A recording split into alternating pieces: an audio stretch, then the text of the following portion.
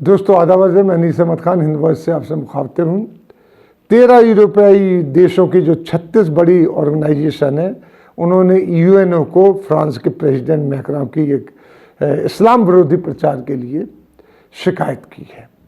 उन्होंने खुलकर कहा कि मैक्रोन पूरी दुनिया में इस्लाम के खिलाफ इस्लामोफोबिया का डर दिखला रहा है और इस्लाम को बदनाम कर रहा है, और ये हकीकत है। साथ ही फ्रांस के मुसलमानों के साथ इसकी जो है ना जुल्म इसी की आड़ में बढ़ते चले जा रहे हैं।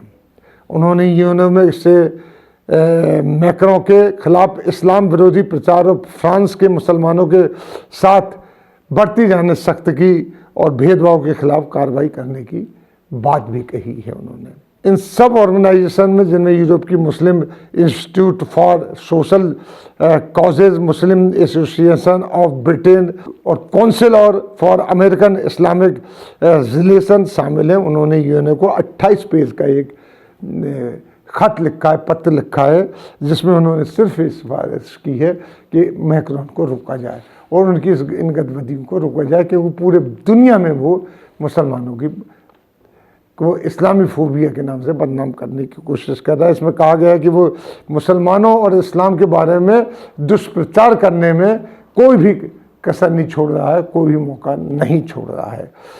इस मेमोरेंडम में उनकी वो भड़काऊ स्पीचेस का भी हवाला दिया गया जो उन्होंने जब उनके यहाँ 4 पुलिस वालों का कत्ल हुआ था, उसमें भी उन्होंने तमाम मुसलमानों को भड़काऊ भाषण दी थी। वो ये भूल गए थे बताना कि जो आप मैगजीन में हुजूर सल्लल्लाहु अलैहि वसल्लम के खिलाफ गलत बयानी की थी, बदजुबानी की गई थी, कैरिकेचर, उल्टे सीधे कैरिकेचर बनाए गए थे, वो उनकी कोई गलती नहीं थी। उन्होंने कहा था ये निस्ता की जीत बोलने की आज़ादी पे हम पाबंदी नहीं लगा सकते।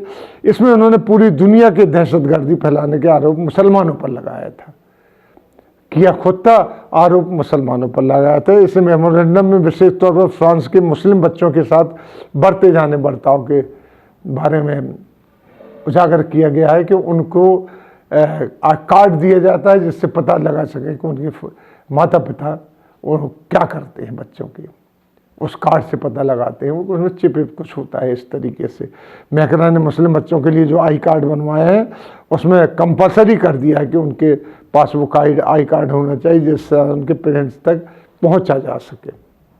क्योंकि जब कोरोना फैला तो स्कूल कॉलेज बंद हो गए, तो वो बच्चों को घर में पढ़ाने लगे, तो वो देखना चाहते थे घर में क्या करा रहे हैं बच्चों को। वहाँ पे कई मस्जिदों को छापे डाले गए। पेरिस की मस्जिद तो बंद ही कर दी गई थी एक ज़माने में, बड़ी मुश्किल से खुली।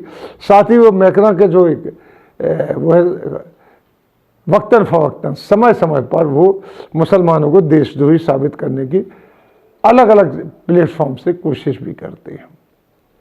तो इनसे कहा गया है यूएनओ से कि भाई इनको रोकिए, ये जो मुसलमानों के खिलाफ दुष्प्रचार कर रहे हैं, और वो भी इसलिए कि ये फ्रीडम और स्पीच का सहारा लेके कर रहे हैं। ये किस लिए कर रहे हैं मैं कह रहा हूँ, इसके बारे में बड़ी बड़ी ऑर्गेनाइजेशन है जो अमेरिका की, ब्रिटेन की, सारी उन्होंने यूएनओ से शिकायत की। बहुत बड़ी बात है। अब अभी भी पता नहीं कि यूएनओ संज्ञान कब लेती है, लेकिन शिकायत कर रही है। और आप लोग भी देख रहे हैं कि मैक्रोन की चाल किस तरीके से है। इसी के साथ हम आपसे लेते हैं विदा। अगले में फिर हाजिर होंगे, तब तक के लिए दीजिए इजाज़त।